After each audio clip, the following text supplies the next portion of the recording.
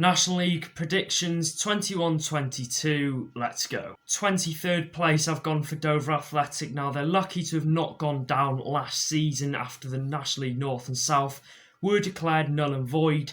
I can't see Dover surviving this year under Andy Hessenthaler. A couple of good signings here and there, but Dover will finish bottom. 22nd, I've gone for Weymouth. Now, like Dover, they don't have the squad to survive in the National League.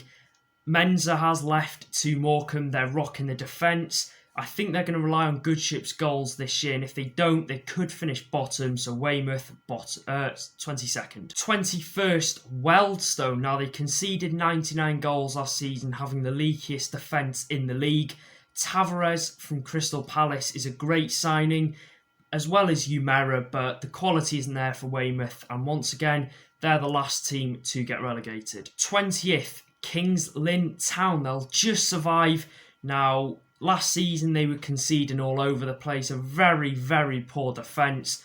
Mateo and Marias' goals are what I think will keep Kings Lynn up. So Kings Lynn, 20th. 19th, Maidenhead United. Now they've dropped, well, I think they're going to drop down 6 places from last year, mainly because they've lost Danilo, Dodomo, Orsi and Josh Coley to EFL clubs. It's going to be very hard for them to replace someone who can score as amount as Orsi scored last year. Recruitment from Alan Devonshire has been very poor. Maidenhead, 19th. 18th, Altrincham. Now, they dropped off drastically last season in the National League. They were in the playoffs at one point, and I think they ended up finishing 17th. I think they'll finish 18th now. A few good signings here and there, but it's going to take a lot for them to break into that top 15. So Altrincham, I can see you getting 18th place. 17th place, Aldershot Town. Now, they're usually a team I'd expect to see in the top 13, but this season I can see them finishing 17th. They've let a lot of players go. The one signing that does stand out to me is that Berkeley Agyapong, I think that's how you say his name, from Dartford. That's a very good signing. A lot of big clubs were lurking after him. They're not going to do anything major, I don't think, this season, Aldershot. They won't get playoffs, they won't get top 10, but they won't go down a reasonable 17th. 16th place, Barnet. Now, they had a shocking season last year, finishing bottom of the league, 23rd. They have made some impressive signings under Harry Kewell this year, and I think those signings will guide them to an improved and solid 16th place. So Barnet, 16th. 15th, Boreham Wood. A lot of people are tipping these to do well, but personally, I think they'll not do as well as people are saying, mainly because they have just recently sold Kabongo Shimanga to Chesterfield. He was their heart and soul up front. He was the one that scored the goals, and like Orsi, it's going to be very hard for Boreham Wood to replace him.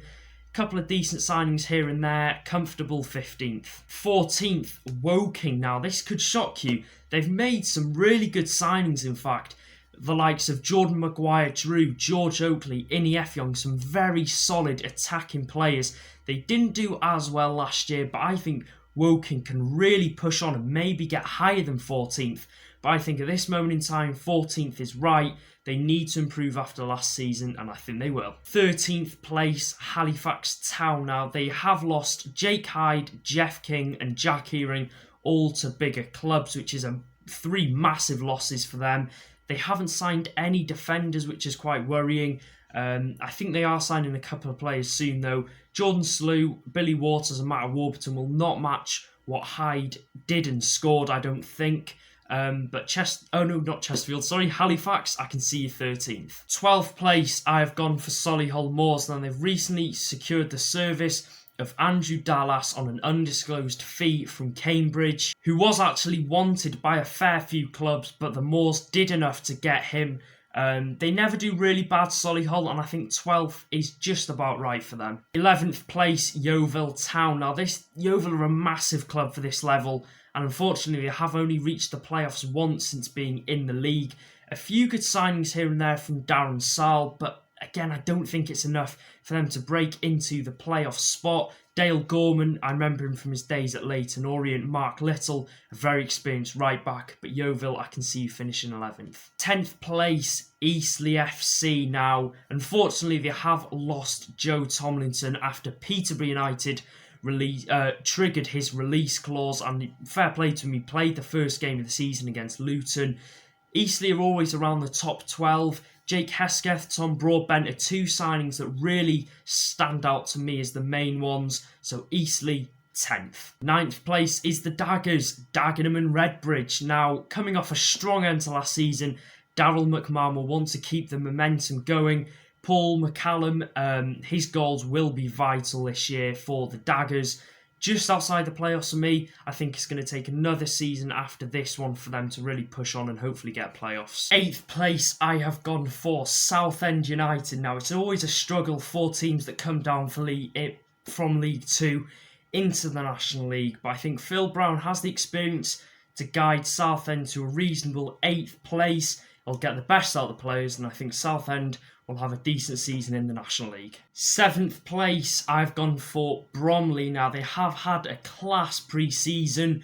Securing Cheek on a new contract is big for them. They finished 7th last year, and I reckon they'll finish 7th again.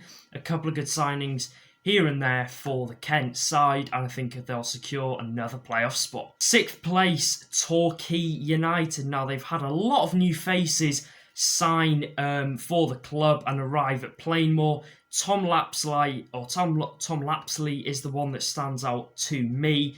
They won't match last season's very good season getting to the playoff final, but I think playoffs is definitely a possibility for them, so 6th place is my prediction for Torquay. 5th place, Grimsby Town, the Mariners. Now, Paul Hurst has made 14 signings this transfer window.